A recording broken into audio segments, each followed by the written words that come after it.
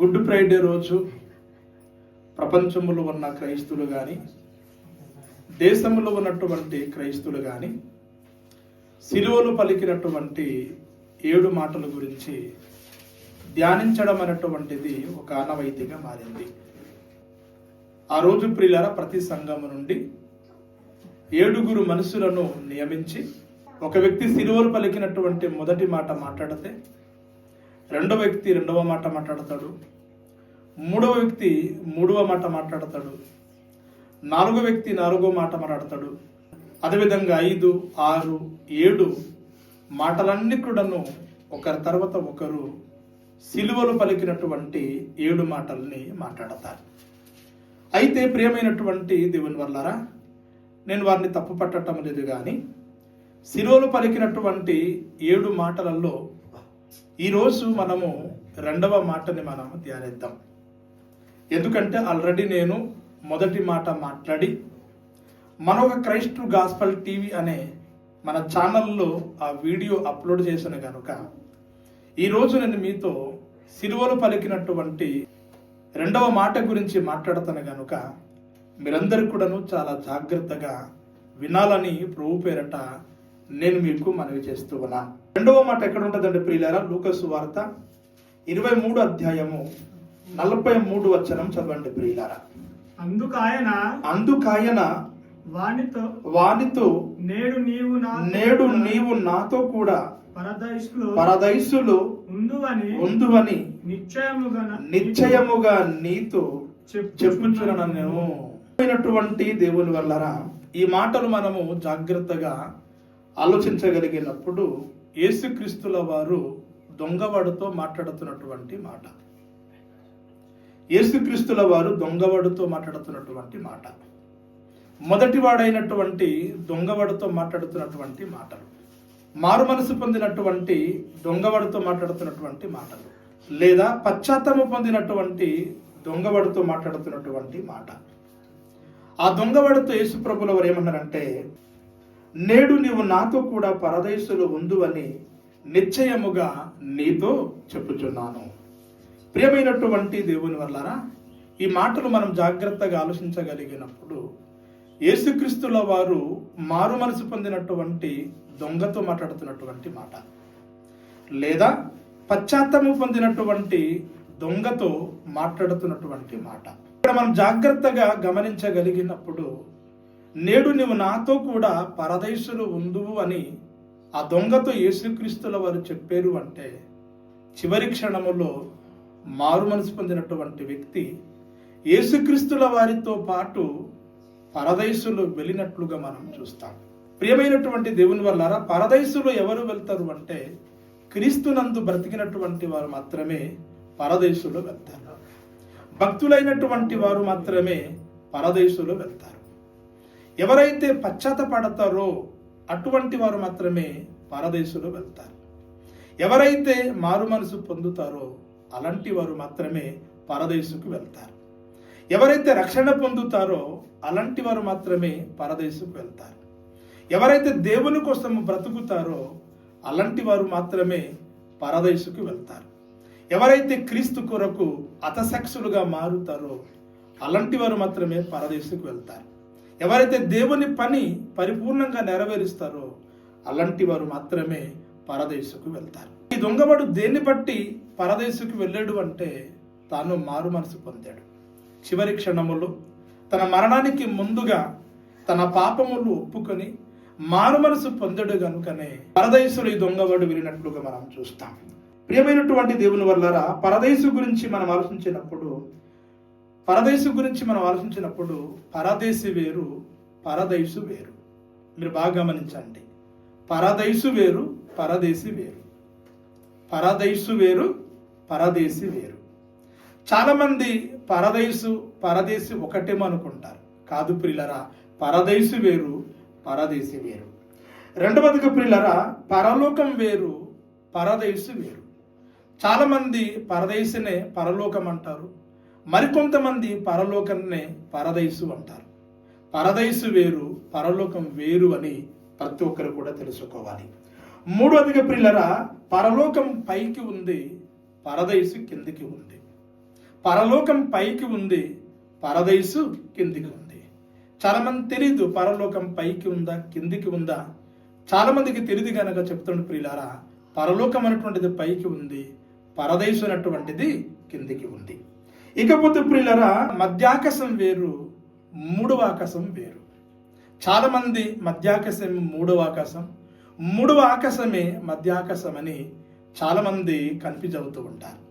కనుక పరదైసు అన్నటువంటిది ప్రియులారా భూమి క్రింది భాగములో పాతాళ లోకములో ఉన్నది అని ప్రతి ఒక్కరు కూడా తెలుసుకోవాలి. ఏమైనటువంటి దేవుని వల్లారా, యేసుక్రీస్తు వెడమ వైపు ఒక దొంగ సిలువ వేయబడ్డాడు, యేసుక్రీస్తుల వారి కుడి వైపు ఒక దొంగ సిలువ వేయబడ్డాడు.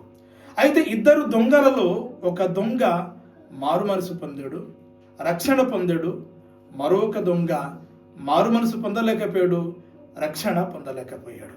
అయితే రెండవ దొంగ మాత్రం ప్రియులారా పశ్చాత్తము పొందలేదు, మారు మనసు పొందలేదు, రక్షణ పొందలేదు. అయితే ఆ దొంగ మారు మనసు పొందలేదు అని, తన పాపముల గురించి తాను పశ్చాత్తపడలేదు అని మనం ఎలా చెప్పగలము అని ఆలోచించినప్పుడు యేసుక్రీస్తుల వారితో మారు మనసు పొందని దొంగ ఏమని చెప్తాడంటే, ప్రియులారా నిన్ను నీవు రక్షించుకునుము, మమ్ములను కూడాను రక్షించుము అని యేసుక్రీస్తుల వారిని ఈ దొంగ నిందిస్తూ మాట్లాడుతున్నాడు. నువ్వు క్రీస్తువు కదా, నిన్ను నీవు రక్షించుకునము, మమ్ములను కూడాను రక్షించుము అని యేసుక్రీస్తుల వారిని అవహేళనగా, యేసుక్రీస్తుల వారిని నిందిస్తూ మాట్లాడుతూ ఉన్నాడు. ప్రియమైనటువంటి దేవుని వల్లారా, యేసుక్రీస్తుల వారు రక్షకుడే.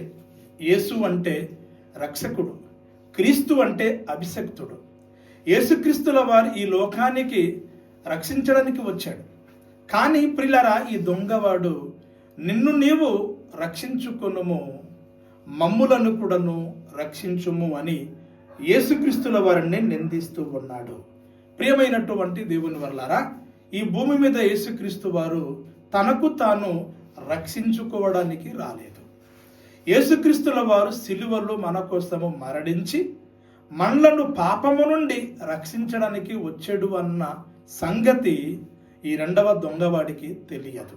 ప్రియమైనటువంటి దేవుని వల్లారా, ఇటువంటి ప్రశ్న ప్రారంభ శతాబ్దములో ఈ రెండవ దొంగ అడిగినట్లుగానే ఈరోజు చాలా మంది మతోన్మదులు, నాస్తికులు, హేతువాదులు అడుగుతూ ఉన్నారు. ఏమని అంటే, యేసుక్రీస్తు వారు సిలువలో ఎందుకు మరణించాడు, 3 మేకలకు చనిపోయాడు, తనకు తాను రక్షించుకోలేని వాడు దేవుడు ఎలా అవుతాడు అని నాటి నుండి నేటి వరకు యేసుక్రీస్తుల వారిని మతోన్మాదులు కానీ, నాస్తికులు కానీ, హేతువాదులు కానీ సిలువలో తనకు తాను రక్షించుకొనలేనివాడు దేవుడు ఎలా అవుతాడు అని నాటి నుండి నేటి వరకు యేసుక్రీస్తుల వారి మీద ఎన్నో నిందలు మోపుతూ ఉన్నారు. ప్రియమైనటువంటి దేవుని వల్లారా, యేసుక్రీస్తుల వారు ఈ లోకానికి వచ్చింది తనకు తాను రక్షించుకోవడానికి రాలేదు. తన మరణముతో అనేక మందిని రక్షించడానికి వచ్చాడు. ఒక కోడి చస్తుంది అంటే మనకు బ్రతికిస్తుంది, ఒక మేక చనిపోతుంది అంటే మనకు బ్రతికిస్తుంది.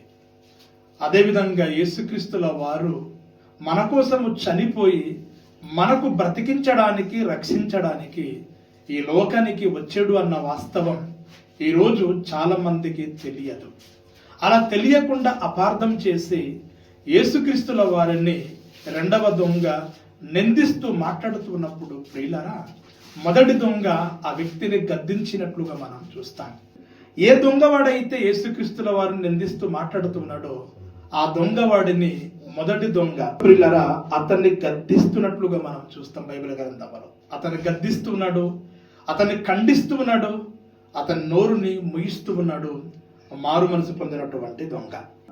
రెండవదిగా ప్రియులారా, రెండవ దొంగతో మొదటి దొంగ ఏమన్నాడంటే, ప్రియులారా నీవు అదే శిక్ష విధిలో ఉన్నవు, దేవునికి భయపడవా అంటున్నాడు.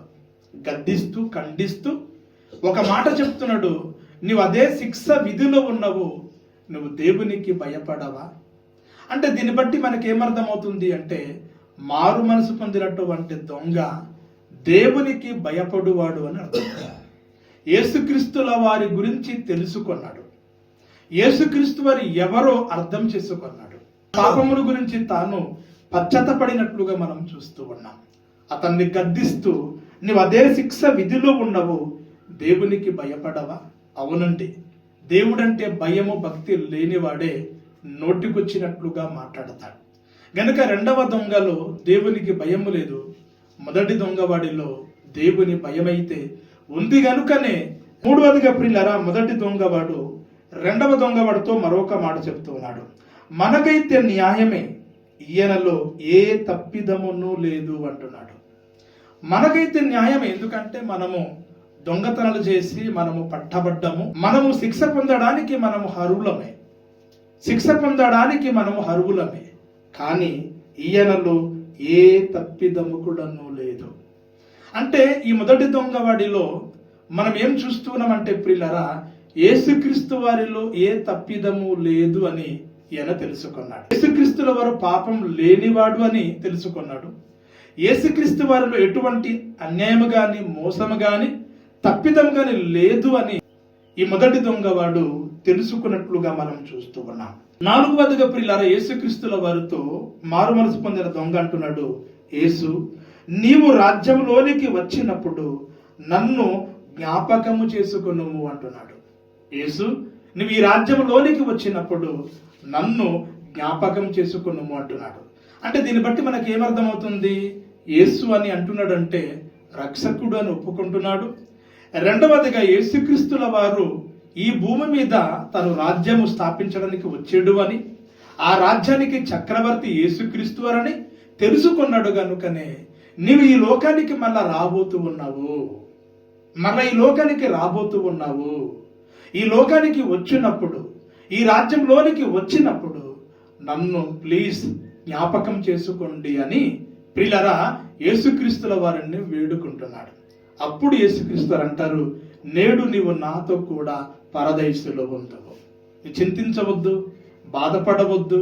రాజ్యం కోసం ఈ రెండవ రాకడలో ఈ భూమి మీద నేను రావడం వాస్తవమే, కానీ ప్రస్తుతానికైతే ఈరోజు నీవు నాతో పాటు కూడా పరదైసులో ఉండు అని దొంగవాడతో యేసుక్రీస్తుల వారు చెప్పినట్లుగా మనం చూస్తూ ఉన్నాం. ఇంకా ప్రియమైనటువంటి దేవుని వాళ్ళారా, చివరి క్షణంలో ఈ దొంగవాడు మారు మనసు పొందాడు.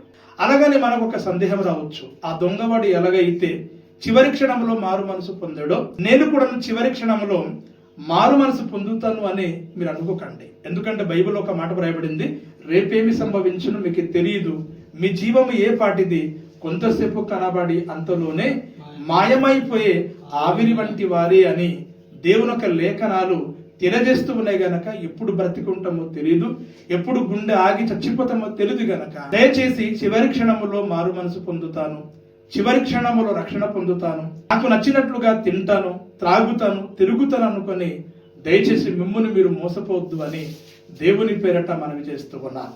గనుక ప్రియమైనటువంటి దేవుని వల్లారా, ఈ దొంగవాడు ఎలాగైతే మారు మనసు పొందాడో, సంపూర్ణముగా ఎలాగైతే దొంగవాడు మారు మనసు పొందాడో, మనం కూడా సంపూర్ణంగా మన పాపములు ఒప్పుకొని మనం ఎప్పుడైతే మారు మనసు పొందుతామో మనం రక్షణ పొంది పరదేశుకి వెళ్ళే అవకాశం ఉంటుంది. అంతేకాకుండా క్రీస్తు రెండవ రాకడలో పరలోకములు ఎత్తబడి దేవునితో ఉండే గొప్ప భాగ్యం ఉంటుంది. గనక ఇటువంటి గొప్ప ధన్యత దేవుడు మీకు మనందరికీ అనుగ్రహించాలని కోరుకుంటూ నా మాటలు చెప్పి ముగిస్తున్న దేవుడు మీకు మీ కుటుంబములను ఉన్నతంగా దీవించును గాక.